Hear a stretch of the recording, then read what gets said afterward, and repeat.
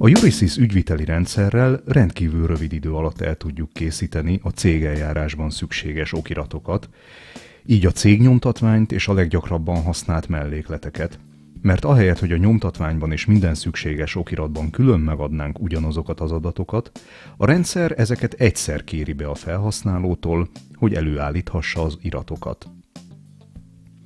Példaként most egy kétfős betéti társaságot alapítunk, de a rendszer funkciói és előnyei már ebből a rövid bemutatóból is jól követhetők lesznek. A bejelentkezés után a főoldalon kattintsunk a cégeljárás felirat alatt a cégbejegyzési kérelem gombra. Ekkor a rendszer felsorolja mindazokat a cégbejegyzési kérelmeket, amelyeket már megkezdtünk, és az ügy még folyamatban van. Így bármely munkánkat ott folytathatjuk, ahol abba hagytuk, illetve szükség esetén az adatokat is módosíthatjuk. Kattintsunk most az új kérelem gombra. Ekkor megjelenik a majd elérhető kategória lista első eleme, amely jelenleg még csak az általános adatok menüpontot tartalmazza. Kattintsunk a kategória listán lévő linkre. Az ekkor megnyíló űrlapon a cégnyomtatvány általános adatait adhatjuk meg. Ha megjelöljük, hogy a cég alapítása szerződés mintával történik, a rendszer már is kitölti nekünk az illeték és a közzétételi költségtérítés összegét a cégformának megfelelően. Jelenleg a rendszer betéti társaság és korlátolt felelősségű társaság alapítását teszi lehetővé, így alapértelmezettként a betéti társaság a megjelölt cégforma. Töltsük ki most a vezérszó és tevékenységmezőt, ezzel megadva a cég nevét. A cégformát a legördülő listából választhatjuk ki. A vezérszó és tevékenység megjelölését követően a cég rövidített nevét tartalmazó mezőben ugyanez az adat megjelenik, amelyet természetesen módosíthatunk. A cégforma kiválasztásakor a megfelelő illetékösszeg megjelenik az erre szolgáló mezőben, és a rendszer kitölti a rövidített cégforma mezőjét is.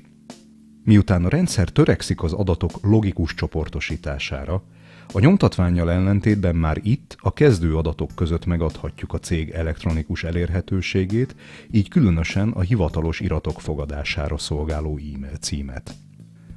Mint itt is láthatjuk, egyes mezők kitöltését a kérdőjelre kattintva rövid magyarázat segíti. Szintén az általános adatok között adhatjuk meg a létesítő okirat keltét. Végül a nyomtatvány szerinti bontásban jelöljük meg a cég címét. Ha visszatérő ügyfelünk alapít új céget, valószínű, hogy a cím már szerepel a nyilvántartásunkban. Már rögzített címet az erre szolgáló legördülő listából hívhatunk elő. Kattintsunk most az ellenőrzés gombra. A rendszer ekkor ellenőrzi, hogy minden szükséges adatot beírtunk-e, illetve ezt a megfelelő formátumban tettük-e.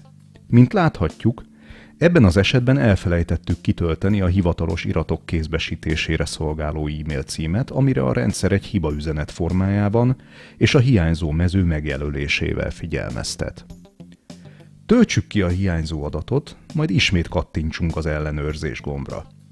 Ekkor már nem kapunk hibaüzenetet, mert minden adat rendelkezésre áll, ezért meg is jelenik az adatrögzítés gomb. Az adatokat ennek megnyomásával illeszthetjük be kérelmünkbe. Adatrögzítéskor tájékoztatásul megjelennek a most beírt adatok, majd egy gomb, amellyel visszaléphetünk a kérelem főoldalára. Most a cégalapításhoz szükséges további adatokat tartalmazó kategóriák, adatcsoportok listáját látjuk. Ezek mindegyike jelöli, ha egy kötelezően kitöltendő adat esetleg még üres. Adjuk meg például most a cég tevékenységi köreit. Az űrlapon elegendő a TEAOR kód kitöltése, a tevékenység megnevezését ennek alapján a rendszer automatikusan beírja. A TEAOR kód kitöltéséhez segítséget kaphatunk a kérdőjelre kattintva, innen ugyanis közvetlenül egy új ablakban megnyitható a KSH TEAOR kódokat tartalmazó oldala. Válasszunk egy kódot, írjuk be, majd szükség esetén jelöljük meg, hogy ez a cég fő tevékenysége. Az adatrögzítés után további tevékenységeket adhatunk meg az új adatrögzítése ugyanebbe a rovatba gomb megnyomásával. Ekkor már látható a korábban rögzített tevékenység is, amely tetszés szerint módosítható vagy törölhető. Az adatcsoportokhoz visszalépve most válasszuk ki a cégformától függő adatok kategóriát, majd azon belül a tag adatai természetes személyi linket. Az ekkor megnyíló oldalon a cégnyomtatványhoz hasonló elrendezéssel, de annál bővebb tartalommal adhatjuk meg az egyes tagok adatait. Így például itt jelöljük meg azokat az adatokat is, amelyek nem a nyomtatványban, hanem a létesítő okiratban, illetve Kft-k esetében a tagjegyzékben jelennek meg. Itt van lehetőségünk mindenekelőtt a tagság minősége, beltag vagy kültag kiválasztására, majd például a nyereségrészesedés, a szavazati jog és a vagyoni hozzájárulás beírására, amely utóbbi adatból egyébként a rendszer automatikusan kiszámolja a társaság jegyzett tőkéjét, ezen belül pedig a pénzbeli és a nem pénzbeli vagyoni hozzájárulást is. Ezután már nincs más dolgunk, mint a személyes adatok és a lakcím kitöltése. Ha azonban visszatérő ügyféllel dolgozunk, a személyes adatok a legördülő menüből előhívhatók, a rendszer pedig kitölti az adott természetes személyhez tartozó lakcímadatot is. Ez utóbbi természetesen tetszés szerint megváltoztatható, és akár új címadatot is hozzáadhatunk.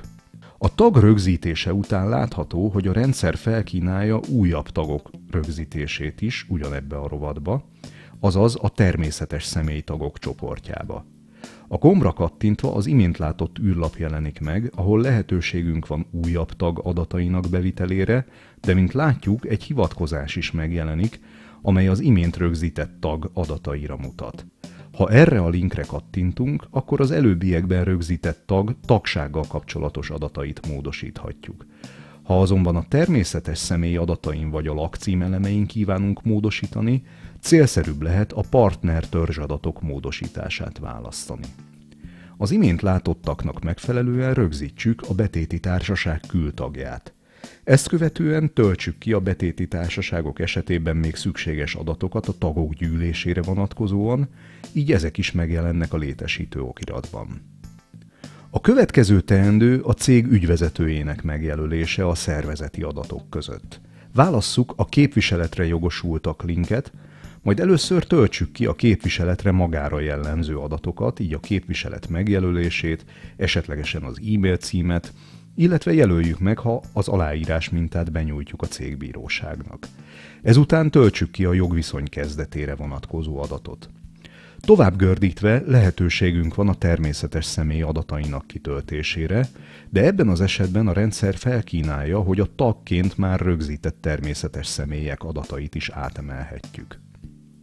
Cégalapításkor természetesen ki kell töltenünk az úgynevezett ÁFA nyilatkozatot, erre az adózási adatok kategóriában van lehetőségünk.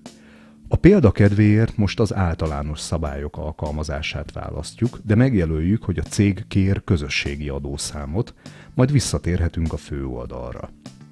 Ugyancsak az adózási adatok között van lehetőségünk a kisadózók bejelölésére, ahol a természetesen már rögzített tagokat emelhetjük át, anélkül, hogy az adatok újbóli kitöltése során felmerülne a hibázás lehetősége.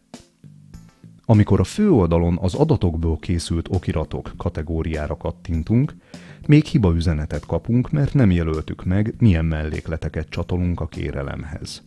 A mellékletek megjelölése link megnyitásakor megjelenő űrlapon kitöltve szerepelnek a tipikusan szükséges mellékletek, ezek közül azonban a törlés gomb megnyomásával bármelyiket tetszés szerint törölhetjük. Ha további mellékleteket szeretnénk megjelölni, csak írjuk be az űrlap végére, hogy hány sort kívánunk a meglévőkhöz adni. Ha végeztünk a mellékletek felsorolásával, a már ismerteknek megfelelően nyomjuk meg az adatrögzítés gombot. Nyissuk most meg az adatokból készült okiratok kategóriát, s immár azt látjuk, hogy valamennyi okirat elérhető. Nézzük először a kérelem formanyomtatványát. A linkre kattintva két gomb jelenik meg, az egyik a kérelem megtekintését, a másik pedig letöltését teszi lehetővé. Ha a megtekintés gombra kattintunk, láthatjuk, hogy a cégbejegyzési kérelem a megszokott formátumban valamennyi adattal a rendelkezésünkre áll. A letöltés gombbal tudjuk a kérelmet számítógépünkre menteni. A továbbiakban a kérelemhez leggyakrabban csatolandó mellékleteket állíthatjuk elő a rendszerrel úgy, hogy mindegyiket ellenőrizhetjük, illetve letölthetjük Word formátumban. Mint látható, a rendszer az általunk megadott adatoknak megfelelően előállította a létesítő okiratot, abban pedig szükség szerint aláhúzta a választható elemeket, illetve kitöltötte az adatokat. Hasonlóképpen az elfogadó nyilatkozatokat, az aláírás mintahitelesítést, illetve az ügyvédi meghatalmazást. Ezeket megtekinthetjük a böngészőben, illetve le is tölthetjük Wordben. Ne felejtsük ilyenkor a mentés másként parancsal megfelelő fájlformátumba menteni az iratot. Ezzel a cégalapítás a végére ért, s hogy mindez mennyi időt vett igénybe? Csak tekintsünk a lejátszó időmérőjére.